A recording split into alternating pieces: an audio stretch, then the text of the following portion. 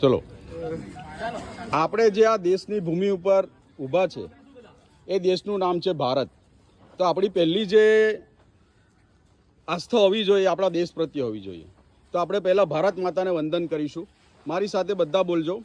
રત્નાકરા ધોત પદા હિમાલયા કિરીટિનીમ બ્રહ્મરાજર્ષિ રત્નાભ્યામ વંદે ભારત માતરમ. આ આપણે ભારત માતાનું વંદન કર્યું.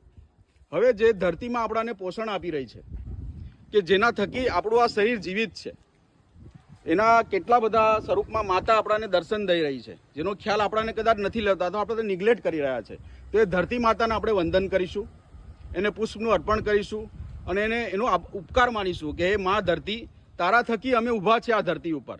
તો અમે અત્યારે પ્રતિજ્ઞા લઈ રહ્યા છે કે તારું રક્ષણ કરીશું અને તારા તરફ જે કંઈ બી અમારું કર્મ હશે ફક્ત તારા તરફ જ હશે. અમે તો અંશ માત્ર છીએ કે તમે અમને આ ધરતી ઉપર જગ્યા આપી. બરાબર છે? તો આપણે ધરતી માતાનું વંદન કરશું. શરૂ કરું છું.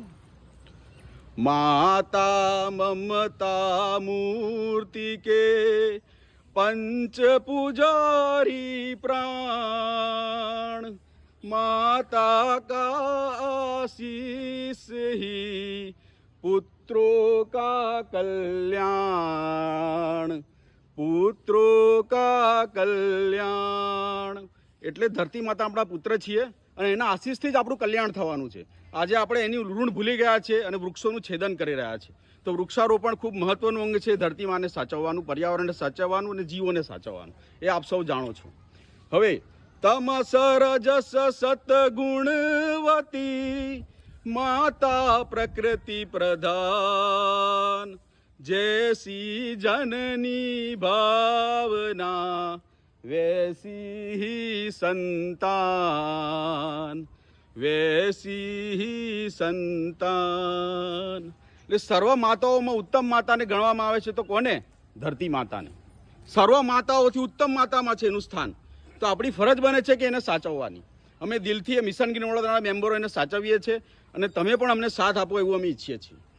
તો હવે આપણે ધરતી માતાને પુષ્પાંજલિ અર્પણ કરી અને આપણી જે વિધિ છે પૂર્ણ કરીશું. હું શ્લોક બોલું છું, ચાલુ રાખજો.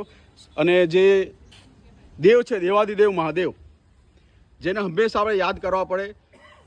ઉત્પત્તિ પૃથ્વીની અને અંત જે કોઈ બી લાવનાર છે એ આપણા મહાદેવ છે. તો એની સ્તુતિ આપણે કરીશું.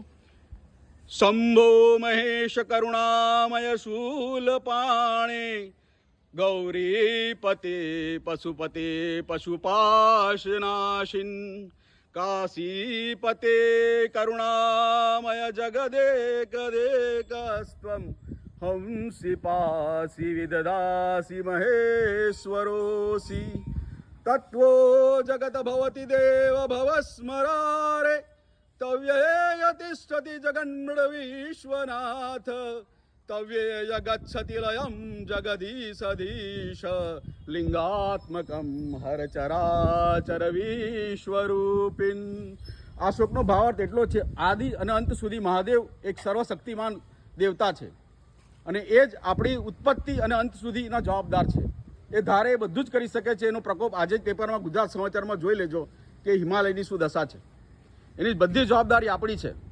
એક પ્લાસ્ટિકની ચોકલેટ ખાઈને બી જો તમે વેપર્સ ફેંકશો તો તમે પૃથ્વીમાંનું અપમાન કર્યા બરાબર છે. તો એનું ધ્યાન આવેલા દરેક આમંત્રિત મહેમાનો ધ્યાન રાખે કે ચોકલેટ પણ ખાઈશું તો પૃથ્વીને નહીં અર્પણ કરી આપણા ખિસ્સામાં મૂકીશું. બરાબર? હવે વૃક્ષનારાયણની સ્તુતિ કરીને આપણે અંત કરીશું, પછી વૃક્ષારોપણ કરશું. હવે મારી સાથે બધાએ બોલવાનું છે. મૂળ બ્રહ્મા ત્વચા વિષ્ણુ શાખા રુદ્ર મહેશ્વર, પત્રે પત્રે તું દેવા નામ વૃક્ષરાજ નમસ્તુતે.